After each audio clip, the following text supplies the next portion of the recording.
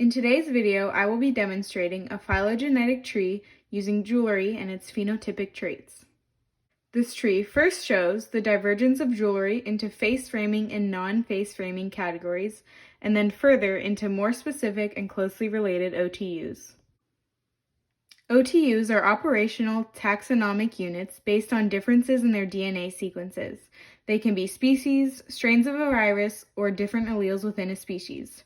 In this example, the OTUs are pieces of jewelry. In the non-face framing category, we have bracelets, which are the outgroup because they are the most distantly related OTU that is known to have diverged earlier than all of the rest of the OTUs. Bracelets are known to have diverged earlier than the face framing jewelry because they are worn on the wrists, which is further down on the body than the ones closer to the face. The outgroup is the OTU that roots the tree and gives all of the other OTUs a common ancestor. Rooted trees are phylogenetic trees that have a common ancestor.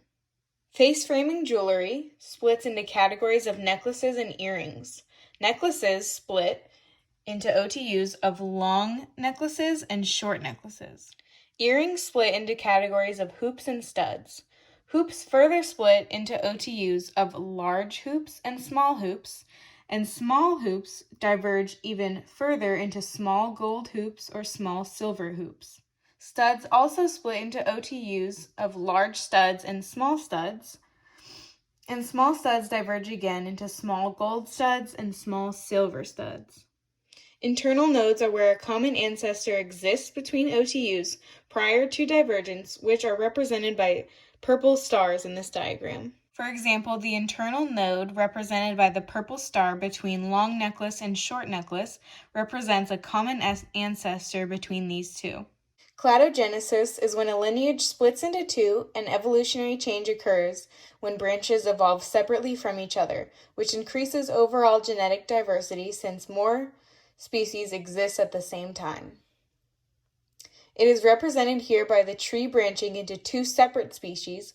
For example, when necklaces diverges into long necklaces and short necklaces, cladogenesis is occurring and creating two separate OTUs that will now evolve separately. The most recent common ancestor between two OTUs is the point before divergence that is represented by the internal nodes. Out of the whole tree, we can see that small gold studs and small silver studs, as well as small gold hoops and small silver hoops, have the most recent common ancestor compared to the rest.